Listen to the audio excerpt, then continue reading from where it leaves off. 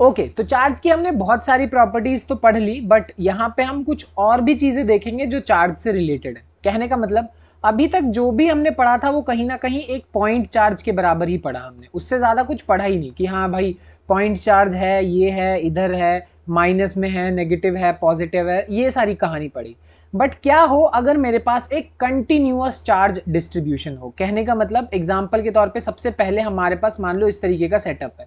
इसको सिंपल करके बता देता हूं कि मान लो मेरे पास एक रॉड है या लाइन है या वायर है कुछ भी, और उस पूरी वायर पे जो मेरे पास चार्ज है वो इस तरीके से डिस्ट्रीब्यूटेड है। ठीक है, तो रैदर देन अगर मैं अभी तक कुछ भी बात कर रहा था चार्ज की वो पॉइंट चार्ज के बारे में था, बट अगर ऐसे पूरा का पूरा चार्ज पूरी बॉडी पे डिस्ट्रीब्यूटेड है तो इसी को हम क्या बोलते हैं, कंटिन्यूअस चार्ज डिस्ट्रीब्यूशन। ठीक है, तो इसी में हमारे पास सबसे पहला जो केस आ रहा है वो क्या है, वो ये है कि भाई मेरे पास इतनी बड़ी बॉडी है। ठीक है, ये रही इतनी बड़ी बॉडी, ये पूरा का पूरा यहां से लेकर यहां तक इसका जो लेंथ है वो L है। ठीक है, L लेंथ है और इसके ऊपर पूरे बॉडी के ऊपर क्या है, पॉजिटिव चार्ज ऐसे डिस्ट्रीब्यूटेड है। ठीक है, अब यहां से R डिस्टेंस पे एक दूसरा चार्ज Q0 रखा हुआ है। ये सारी की सारी कहानी है, अलग अलग है। बट होगा क्या कि इस चीज को मैं ये तो नहीं कह सकता कि भाई पूरी बॉडी पे चार्ज डिस्ट्रीब्यूटेड है तो मैं एक एक पॉइंट उठाऊंगा और एक एक पॉइंट के बारे में अलग से बात करूंगा, बिल्कुल भी नहीं। तो इसी चीज को हम यूनिफाई करने के लिए क्या करेंगे, एक टर्म इंट्रोड्यूस करते हैं और उसको हम बोलते हैं लीनियर चार्ज डेंसिटी। और लीनियर चार्ज डेंसिटी का मतलब है कि कितना चार्ज प्रेजेंट है पर यूनिट लेंथ। कहने का मतलब इस पूरी बॉडी के ऊपर टोटल लेंथ कितना है, L। ठीक है, और इस पूरी बॉडी पे चार्ज कितना है, Q। तो जब तुम टोटल चार्ज को, ये हो गया मेरे पास टोटल चार्ज, जब तुम टोटल चार्ज को डिवाइड करोगे किससे, टोटल लेंथ से। ठीक है, तो जब तुम टोटल चार्ज को टोटल लेंथ से डिवाइड करोगे तो तुम्हें क्या मिलने वाला है, जो चीज मिलेगी वही हमारे लिए क्या है, Q by L is equals to lambda. Lambda से हम रिप्रेजेंट करते हैं, इसको हम बोलते हैं linear charge density. Mass density होती थी ना, मास पर यूनिट वॉल्यूम, वैसे यहाँ पे चार्ज पर यूनिट लेंथ, तो वो मेरे लिए क्या हो गया, लीनियर चार्ज डेंसिटी। ठीक है, तो वही चीज है कि जब मैं पूरे लेंथ की बात कर रहा हूं तो Q बाय L मेरे लिए लीनियर चार्ज डेंसिटी हो गई। बट अगर मान लो मैं बहुत ही एक छोटे से सेक्शन की बात करूं, बहुत ही छोटा सेक्शन जिसका लेंथ मेरे लिए dl है, तो ऑफ कोर्स अगर उसमें लेंथ बहुत छोटी है तो उसके ऊपर चार्ज भी कितना होगा, बहुत छोटा सा ही होगा। तो वही चीज मैं यहाँ पे कहना चाह रहा हूं कि जैसे अगर लेंथ बहुत छोटी है तो उसके ऊपर चार्ज भी छोटा होगा, बट वो भी लेमडा के बराबर ही होगा। क्यों, क्योंकि लेमडा का मतलब क्या है, चार्ज पर यूनिट लेंथ। तो भले ही तुम टोटल चार्ज लो टोटल लेंथ के बराबर, या बहुत छोटा चार्ज लो बहुत छोटे लेंथ के ऊपर, एट द एंड वो तुम्हें क्या देगा, लेमडा देगा। इसकी कहानी ऐसे समझ सकते हो कि तुम एक जग ऑफ, मतलब एक बहुत बड़ा टैंक है पानी का, ऐसे उठा रहे हो, और एक ग्लास ऑफ वाटर उठा रहे हो। अब ये भी वाटर है, ये भी वाटर है। वाटर की डेंसिटी दोनों ही केस में, जो वाटर की डेंसिटी हम लिखते हैं, चाहे वो बड़ा टैंकर लिखें या फिर बहुत छोटा ग्लास ऑफ वाटर लिखें, वाटर की डेंसिटी सेम रहती है। वैसे ही मैं बहुत छोटे अमाउंट ऑफ चार्ज की बात करूं या फुल चार्ज की बात करूं, एट द एंड वो मेरे लिए क्या होगा, लीनियर चार्ज डेंसिटी ही होने वाला है। तो सिंपल सी बात है, हमारे पास जो फॉर्मूला आ जाएगा वो किस तरीके से आएगा, ये कि भाई अगर तुम्हें लेमडा की वैल्यू निकालनी है तो वो क्या होगा, dq बाई dl, या फिर तुम ये भी लिख सकते हो कि total charge divided by total length. सिर्फ इतना कर दोगे तो भी काम बन जाएगा। तो बस इतना सा ही कंसेप्ट है हमारे पास किसका, लीनियर चार्ज डेंसिटी का। तो एग्जैक्टली जिस तरीके से हमने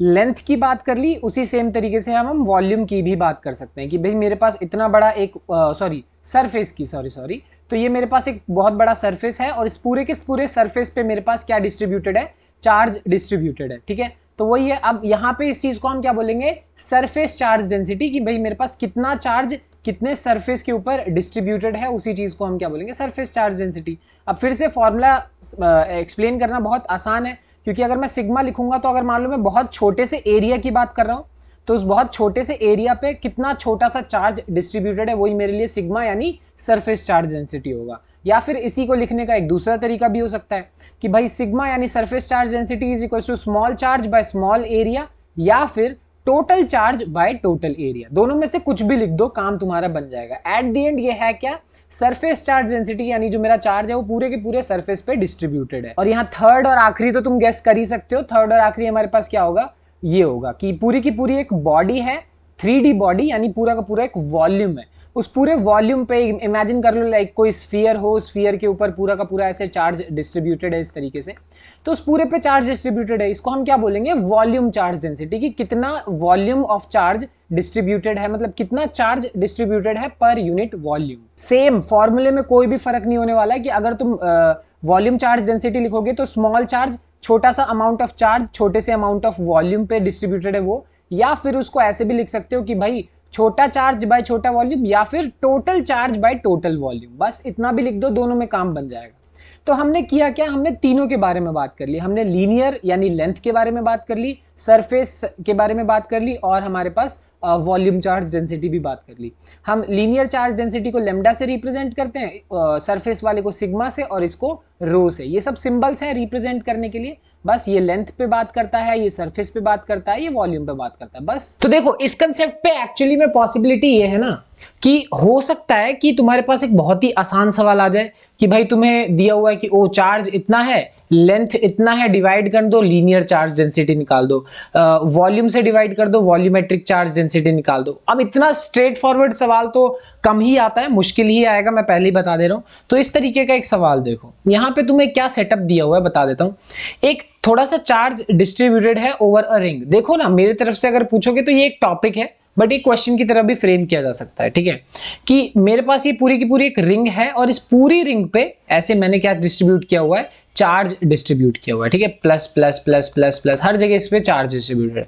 अब मुझे क्या निकालना है, एक एक्सप्रेशन निकालना है इलेक्ट्रिक फील्ड का, कहां पे, at a point on the axis of the ring. कहने का मतलब है कि ये रही उसकी एक्सिस, और इस एक्सिस से अगर तुम लाइन खींचोगे तो एक रैंडम पॉइंट P पकड़ो, और उस पॉइंट P पे तुम्हें इलेक्ट्रिक फील्ड की वैल्यू निकालनी है, ठीक है। इतना आसान तो होगा नहीं, थोड़ी सी मेहनत तो इस क्वेश्चन में करनी पड़ेगी, तो वही मेहनत कैसे करेंगे वही चीज देखते हैं। सबसे पहले तो मैं तुम्हें डायग्राम समझा दूं। हम जब भी इस तरीके का क्वेश्चन करेंगे, जब भी, देखो ये तो एक रिंग का एग्जाम्पल है, मैं बहुत सारे क्वेश्चंस फ्रेम किए जा सकते हैं, सारे क्वेश्चंस तुम कर भी नहीं सकते, और ना सारे क्वेश्चंस किए जा सकते हैं यहाँ एक वीडियो के अंदर।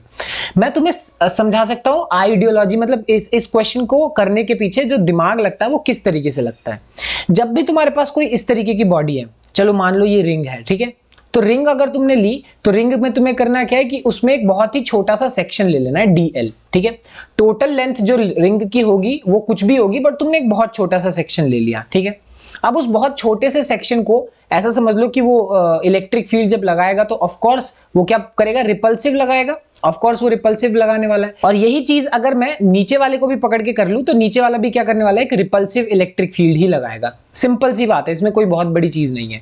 अब यहां पे एक बात बड़ी ध्यान से सुनो, होना यह है कि जब देखो तुम ये इलेक्ट्रिक फील्ड जो कि नीचे वाला सेक्शन लगा रहा है, और ये इलेक्ट्रिक फील्ड जो कि ऊपर वाला सेक्शन लगा रहा है, इसके जब तुम कंपोनेंट बनाओगे, कंपोनेंट मतलब कंपोनेंट इस डायरेक्शन में जो कि कॉस कंपोनेंट बनेंगे, कंपोनेंट इस डायरेक्शन में जो कि साइन कंपोनेंट बनेंगे। ऑफ कोर्स, क्योंकि अगर मान लो ये वाला एंगल थीटा है, ठीक है, ये एंगल तुम्हारा थीटा है, तो ऑफ कोर्स ये एंगल और ये एंगल भी थीटा होने वाला है। अब ये एंगल थीटा होगा तो थीटा के साथ वाले कंपोनेंट हमेशा क्या होते हैं, कॉस कंपोनेंट्स होते हैं, ठीक है, हमेशा और थीटा के अपोजिट वाले जो कंपोनेंट्स होते हैं वो क्या होते हैं, साइन कंपोनेंट्स होते हैं, ठीक है।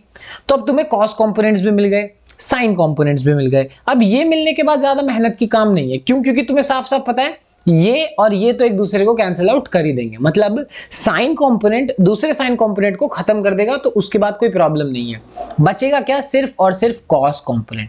तो मेरी पूरी कहानी ही इससे रिलेटेड है। कहने का मतलब है कि सबसे पहले अगर मैं मान लो ये जो मेरा बहुत छोटा सा सेक्शन है, इसके ऊपर मैं बहुत छोटे चार्ज की बात करूं, ध्यान होगा तुम लोगों को कि अगर मैं लेमडा की बात करूं तो लेमडा मतलब लीनियर चार्ज डेंसिटी, तो total charge divided by total length, और इस केस में टोटल लेंथ कितनी होने वाली है, 2πa होने वाली है, हाँ या ना। ये हो गई टोटल लेंथ, क्यों, क्योंकि सर्कमफेरेंस ऑफ अ सर्कल, तो लेमडा की वैल्यू हो गई q/2πa। ये हो गई total charge by total length. इसी चीज को मैं क्या कर सकता हूं कि बहुत छोटा सा चार्ज डिवाइडेड बाय बहुत छोटा सा लेंथ, ये भी मेरे लिए क्या होगा, लीनियर चार्ज डेंसिटी के बराबर ही होने वाला है। तो बस यहां से मैं क्या बोल सकता हूं कि जो dq की वैल्यू होगी वो किसके बराबर होगी, लेमडा dl के बराबर होगी, बस। तो यहां से वही चीज है कि अगर मैं लिखने चला जाऊं कि भाई dq, तो dq क्या होगा, q/2πa इंटू क्या, dl, ठीक है। साफ साफ तुम देख सकते हो मैं लेमडा की जगह किसको रिप्लेस कर रहा हूं, मैं q/2πa को रिप्लेस कर रहा हूं, ठीक है, कोई बहुत बड़ी चीज नहीं है। अब यहां से जब मैं इलेक्ट्रिक फील्ड लिखूंगा तो इलेक्ट्रिक फील्ड का तो बहुत सिंपल फॉर्मूला है KQ/R², हमें बहुत अच्छे से मालूम है। वही चीज करेंगे इस छोटे से उसके वजह से K into D Q divided by R², तो ये हो गया K into Q by 2πa। Basically हम कर क्या रहे हैं, हम डी क्यू की वैल्यू रिप्लेस कर रहे हैं, ये जो पूरी की पूरी अभी हमने वैल्यू निकाली, ठीक है। अब वो होगा क्या, साफ साफ देखो, वो बन जाएगा KQ by 2πa into DL/R²। अब यहां से अगला स्टेप जो हमारा होगा, हम ये बोलेंगे कि जो मेरी टोटल इलेक्ट्रिक फील्ड है वो किसके बराबर है, DE cos थीटा के इंटीग्रेशन के बराबर है। ओहो, ये क्या बोल दिया मैंने, जरा ध्यान से सुनो, ये बहुत ही इंपॉर्टेंट कहानी है और इसको बड़े ही ध्यान से सुनना। पॉइंट ये है कि तुम देख रहे हो कि जब मैं इसकी बात कर रहा हूं, ठीक है, तो हो क्या रहा है, इलेक्ट्रिक फील्ड जब तुम निकाल रहे हो तो सिर्फ और सिर्फ उसका कॉस कंपोनेंट सरवाइव कर रहा है, साइन कंपोनेंट दूसरा वाला उसको क्या कर दे रहा है, डिलीट कर दे रहा है, यानी वो खत्म हो जा रहा है, साइन कंपोनेंट बच ही नहीं पा रहा। सिमिलरली इमेजिन करो, अगर मैं इस कंपोनेंट को लूंगा तो इस कंपोनेंट का भी कॉस कंपोनेंट बचेगा और साइन कंपोनेंट जो है वो ये दूसरा वाला क्या कर देगा, उसको खत्म कर देगा। यानी तुम पूरी की पूरी रिंग की अगर बात करो, यानी शुरुआत से लेकर, यानी रिंग की शुरुआत में 0 से लेके चलूं और मैं जब पूरी रिंग का कंप्लीट चक्कर मार लूंगा तो 2πa हो जाएगा। यही होती है हमारी लोअर लिमिट से हायर लिमिट, अपर लिमिट, ठीक है ना। तो मैं पूरा का पूरा रिंग का एक चक्कर मार लूंगा तो उसके बाद मुझे मिलने क्या वाला है कि मैं पूरे रिंग का इलेक्ट्रिक फील्ड निकालूंगा, और जब मैं एक बहुत छोटे हिस्से की बात कर रहा हूं तो उसमें सिर्फ और सिर्फ मुझे कॉस थीटा ही नजर आ रहा है, ठीक है। तो यानी सिर्फ छोटे से हिस्से का कॉस कंपोनेंट निकालो और फिर उसको इंटीग्रेट कर दो पूरे के पूरे रिंग के लिए। छोटे छोटे ऐसे बहुत इनफाइनाइट छोटे छोटे हिस्से होंगे और हर छोटे छोटे हिस्से का तुम इंटीग्रेट कर दोगे, सम कर दोगे, ऐड कर दोगे और तुम्हें टोटल इलेक्ट्रिक फील्ड मिल जाएगी। बस वही वाली कहानी है। तो देखो ये होगा क्या, DE cos थीटा, और इसके बाद तो कहानी सबसे आसान है, यहां के बाद कुछ भी मुश्किल नहीं है। क्यों, DE की वैल्यू मेरे पास ऑलरेडी बड़ी खतरनाक सी वैल्यू यहां पे है, ऊपर हमने जो निकाल लिए वही हम यहां पे पुट कर देंगे, K into Q by 2πa into DL/R², जो कि हमने ऊपर भी निकाली है, ठीक है। उसके बाद अब मुझे cos थीटा की वैल्यू चाहिए, तो अगर cos थीटा की वैल्यू निकालनी है तो तुम ये वाला ट्रायंगल ले लो, इस ट्रायंगल से बढ़िया तो कोई है ही नहीं। अब इस ट्रायंगल में देखोगे तो ये रहा मेरा बेस, ये रहा मेरा हाइपोटेनियस, तो बेस डिवाइडेड बाय हाइपोटेनियस, ये क्या होगा, cos थीटा की वैल्यू, ठीक, ये आ गया। इससे होगा क्या कि R² इंटू R³ के बराबर हो जाएगा, ठीक है, और x भी कांस्टेंट है, KQ भी कांस्टेंट है, 2πa भी सब कुछ कांस्टेंट है, तो वो बाहर आ गया। अब जो जो कांस्टेंट है वो बाहर आ गया, DL सिर्फ उसका इंटीग्रेशन करना है। मुझे लगता है सबसे आसान तो इंटीग्रेशन इसी का होता है, DL DX वगैरह वगैरह, इनका इंटीग्रेशन क्या होता है, x होता है सिर्फ, ठीक है ना। तो cos थीटा की वैल्यू x/r थी, यहीं से जब तुम DL का इंटीग्रेशन करोगे तो वो सिर्फ और सिर्फ L के बराबर होगा, ठीक है। अब इंटीग्रेशन करने के बाद सबसे पहले ये वाली चीज, तुम इस चीज को नोटिस करो, ये सेम चीज मैंने यहां पे लिखी हुई है कि KQX divided by 2πa into R³, ठीक है, बहुत बढ़िया। इसका इंटीग्रेशन करेंगे तो सिर्फ और सिर्फ L बचेगा, और फिर हम शुरुआत कहां से करेंगे, लोअर लिमिट से, लोअर लिमिट, फिर अपर लिमिट से अपर लिमिट। कहने का मतलब है कि यहां ऐसे किया जाता है कि 2πa और यहाँ पे 0 इसको L में डाला हुआ है, तो एक बार अपर लिमिट डाल दो L की जगह, माइनस एक बार लोअर लिमिट डाल दो L की जगह, और माइनस करने के बाद तुम्हें फिर से क्या मिलने वाला है, 2πa ही मिलने वाला है। वही चीज करेंगे यहाँ पे कि भाई upper limit minus lower limit करने के बाद 2πa ही मिल रहा है, ठीक है। और यहाँ पे एक चीज और की जा सकती है कि अगर मैं R की वैल्यू को बड़ा ध्यान से देखूं तो R की वैल्यू क्या होने वाली है, सिंपल सी बात है, वो होगी अंडर रूट, यहाँ पे होगा वो under root A² plus x²। कैसे कैसे आने वाली है वो आएगी पाइथागोरस से। ये रहा परपेंडिकुलर, ये रहा बेस, और R हाइपोटेनियस है तो वो होगा। अब इस R की जगह तुम अगर प्लेस करोगे under root A² plus x², तो क्या बनेगा, under root A² plus x², उस पूरे की पावर 3। तो ऐसा भी बोल सकते हो कि root of A² plus x², ठीक है, और इस पूरे की पावर 3, और अगर ये रूट हटा दिया यहां से तो वो पावर क्या हो जाएगी, 2, है कि नहीं। मतलब रूट का मतलब होता है पावर 1/2, बस ये वाली कहानी है। तो यहां मैं लिख दूंगा, होगा क्या यहाँ पे कि सबसे पहली चीज ये मेरे लिए हो गया x² प्लस A² की पावर 3/2, ठीक है, जहां पे R² की वैल्यू क्या है, x² प्लस A² के बराबर है। ये तो आ गई हमारी इलेक्ट्रिक फील्ड की लगभग कहानी। इसके बाद की कहानी थोड़ी सी आसान है, क्यों, क्योंकि ये जो मेरे पास वैल्यू आई KQX, देखो KQX, ठीक है, 2πa से 2πa कैंसिल हो जाएगा, बचेगा क्या, सिर्फ x² प्लस A² की पावर 3/2। तो मेरे हिसाब से ये भी एक गुड फॉर्मूला है, ठीक है। और इसी चीज को थोड़ा सा और डिफरेंट तरीके से भी लिखा जा सकता है कि भाई k की जगह मैं क्या लिख दूंगा 1/4 पाई एप्सिलॉन नॉट लिख दूंगा, ठीक है। तो ये भी गुड फॉर्मूला है, ये भी गुड फॉर्मूला है, बट अगर मुझसे पूछो ना, याद तो मत ही करो, ठीक है।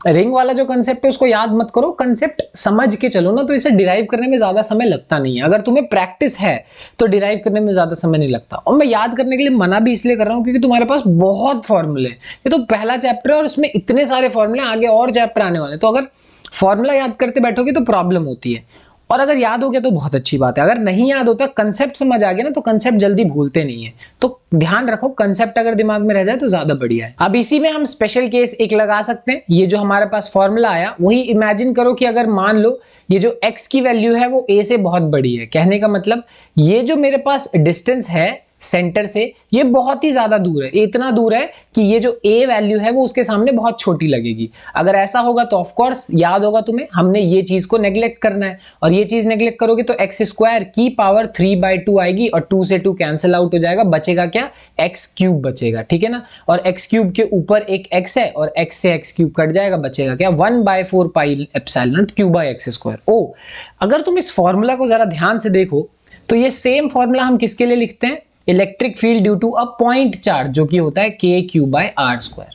तो तुम नोटिस करो, इलेक्ट्रिक फील्ड एक रिंग का, ठीक है, बहुत ही दूर, अगर मैं बहुत दूर उस रिंग से मानूं, या फिर इलेक्ट्रिक फील्ड एक पॉइंट चार्ज का, वो बिल्कुल ही सेम होता है, ठीक है। तो यहां मेरा कहने का पॉइंट क्या है, पॉइंट सिंपल सी बात यह है कि इलेक्ट्रिक फील्ड की जो वैल्यू होगी वो एक रिंग के लिए उस रिंग से काफी दूर और क्या कहते हैं, एक पॉइंट चार्ज के लिए बिल्कुल क्या होने वाली है, सेम होने वाली है। तो कंटिन्यूअस चार्ज डिस्ट्रीब्यूशन के कंसेप्ट में इतना ही। हालांकि मैं तुम्हें बोलूं ये कोई बहुत मेजर टॉपिक नहीं है, इस टॉपिक का यूज हम आगे आने वाले कुछ टॉपिक्स में करेंगे, जैसे आने वाले टॉपिक गॉस लॉ, फ्लक्स, वहां पे इस टॉपिक का कंटिन्यूअस यूज है। तो ये अपने आप में कोई बहुत इंपॉर्टेंट टॉपिक नहीं है, बट ये कह सकते हो एक सब पार्ट है, तो ये दूसरे टॉपिक्स में बहुत ज्यादा यूज होता है, ठीक है। अब इसी तरीके का एक और सवाल करके देखते हैं। फॉर एग्जाम्पल यहां बोला ये है कि हमारे पास a charge wire is bent in the form of a semi circular arc of radius a, ठीक है।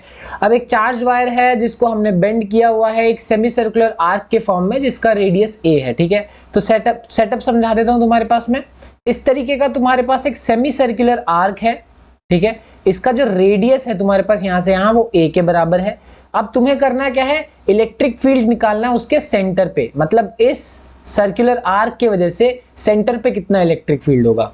तो जो हमने वहां किया वैसा ही कुछ यहां पे भी करने वाले हैं, कि क्या हम एक बहुत ही छोटा सा एलिमेंट ले लेंगे और इस एलिमेंट की वजह से चेक करेंगे कि इलेक्ट्रिक फील्ड किस डायरेक्शन में है, तो ऑफ कोर्स इस डायरेक्शन में होने वाली है। और सिमिलरली जब हम इस एलिमेंट की बात करेंगे तो इस एलिमेंट की वजह से इलेक्ट्रिक फील्ड किस डायरेक्शन में होगी, इस डायरेक्शन में होने वाली है। ऑफ कोर्स फिर से वही कहानी कि इसके लिए जो मेरे पास यहाँ पे दोनों क्या बनाने वाले, कॉस कंपोनेंट, और कॉस कंपोनेंट्स ऐड हो जाएंगे, और ऑफ कोर्स जो साइन कंपोनेंट होने वाले हैं वो अपोजिट डायरेक्शन में होंगे, तो वो कैंसिल आउट हो जाएंगे। ये बिल्कुल सेम कहानी पिछले वाले में भी थी, सेम कहानी इस बार भी है, ठीक है। तो कोई बहुत बड़ी चीज नहीं है। अब यहाँ पे इसको करना कोई बहुत बड़ी चीज नहीं है। यहाँ पे ध्यान रखना, हम सेटअप इस तरीके से लेंगे कि यहाँ से लेकर यहाँ तक का जो लेंथ है वो बहुत छोटा सा dl, सिमिलरली यहाँ से लेकर यहाँ तक का भी लेंथ बहुत dl, ठीक है। अब अगर मान लेते हैं कि ये एंगल और ये एंगल, अगर यहाँ इस सेंटर वाली लाइन से एंगल जो ये है थीटा है और ये थीटा है, तो जो मैं छोटा सा एंगल लूंगा यहाँ पे, ये बहुत ही छोटा एंगल जो मेरे छोटे से आर्क को कवर कर रहा होगा, उसे हम डी थीटा और डी थीटा मान लेंगे, ठीक है। तो ध्यान रखना, ये स्मॉल एंगल जो है, ये हालांकि बनाने के लिए हमने बड़ा बना रखा है, बट ये बहुत छोटा होता है, जो कि डी थीटा के बराबर है। और सिमिलरली ये भी जो है वो भी किसके बराबर है, डी थीटा के बराबर है, ठीक है। इलेक्ट्रिक फील्ड निकालेंगे, फिर से वही कहानी कि सबसे पहले इलेक्ट्रिक फील्ड निकालोगे तो कॉस कंपोनेंट्स को तुम्हें लेना पड़ेगा। कहने का मतलब है कि इलेक्ट्रिक फील्ड सिर्फ और सिर्फ ई कॉस थीटा जो कंपोनेंट्स हैं उनसे चलेगा। क्यों?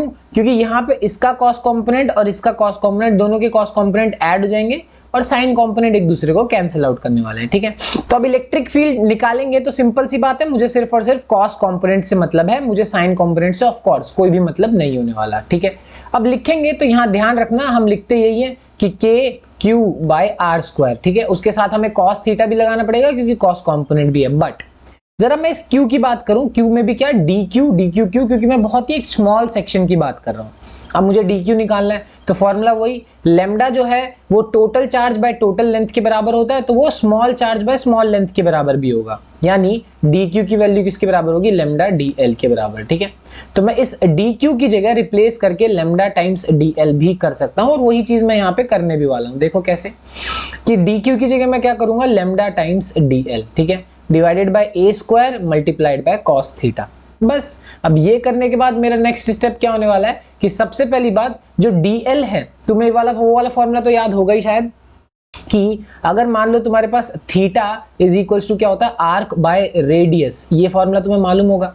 अच्छा नहीं मालूम तो मैं बता देता हूँ, जो यहाँ अगर मैं एंगल की बात करूं तो ये थीटा मेरे लिए क्या हो गया, डी थीटा, आर्क छोटा सा आर्क क्या है, dl, और बाय रेडियस कितना है, a है। ठीक है, तो ये बात मालूम होगी, यहीं से हम dl को क्या बोल सकते हैं, a इंटू डी थीटा भी बोल सकते हैं। Theta is equal to arc by radius, बहुत ही इंपॉर्टेंट फॉर्मूला है। ठीक है, इसी को यूज करके मैं dl की जगह रिप्लेस करके क्या लिख रहा हूँ, a इंटू डी थीटा लिख रहा हूँ। ठीक है, अब ये करने के बाद सिंपल सी बात है, इंटीग्रेट करेंगे, और इंटीग्रेट करने के लिए ऑफ कोर्स मुझे लोअर लिमिट और अपर लिमिट रखनी पड़ेगी। तो ध्यान रखना बहुत ही इंपॉर्टेंट तरीके से कि यहाँ पे मैंने लोअर लिमिट में और अपर लिमिट में वैल्यूज कैसे डालनी है। यहां से पीछे की डायरेक्शन में जाओगे तो तुम कितना एंगल कवर करोगे, -90, और आगे की डायरेक्शन में जाओगे तो कितना एंगल कवर करोगे, +90। ठीक है, तो ध्यान रखना जो एंगल हम कवर कर रहे हैं इस डायरेक्शन में और जो एंगल हम कवर कर रहे हैं इस डायरेक्शन में, दोनों ही हमारे पास क्या होंगे, -90 से +90, क्योंकि हम मान रहे हैं कि ये एक तरीके से मेरा स्टार्टिंग पॉइंट है।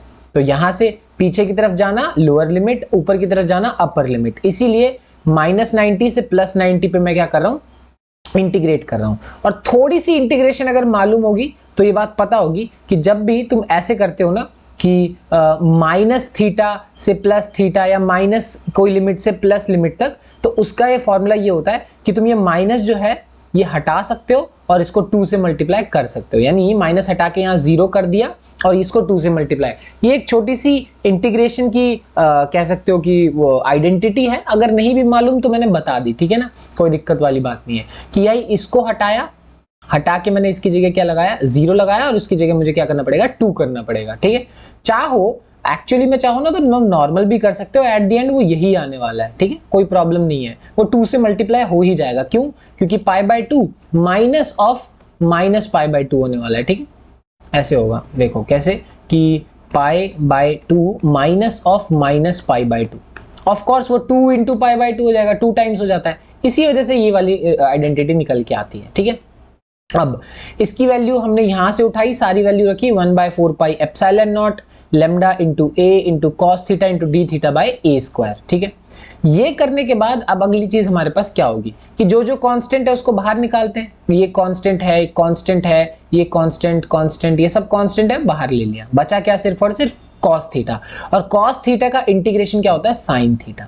ठीक है, लोअर लिमिट 0, अपर लिमिट π/2, तो ऑफ कोर्स जब तुम यहाँ पे लोअर लिमिट और अपर लिमिट रखोगे यानी साइन की वैल्यू क्या हो जाएगी, 90 माइनस साइन 0, ये होता है 1, ये होता है 0, ये ऑफ कोर्स 1 माइनस 0, ये एट द एंड कट पिटा के 1 ही आ जाएगा। ठीक, तो करा और वैल्यू पुट करी तो ये हो गया 2 into 1/4 pi epsilon lambda by A into 1, और ये आ गया। तो कहने का मतलब क्या है कि किया क्या मैंने, पिछले केस में भी मैं पहले क्या कर रहा था, बहुत छोटे छोटे एलिमेंट्स ले रहा था, उनकी वजह से इलेक्ट्रिक फील्ड निकाल रहा था और मैं एक प्रॉपर लिमिट के साथ उसे इंटीग्रेट कर दे रहा था। पिछले बार भी वही किया, इस बार भी वही किया, आंसर हमारे पास आ गया। और इस तरीके के जितने भी क्वेश्चंस तुम करोगे, हर क्वेश्चन में मेथोडोलॉजी क्या रहती है, सेम ही रहती है। तो आज की वीडियो में इतना ही, मिलते हैं अगली वीडियो में, बाय बाय।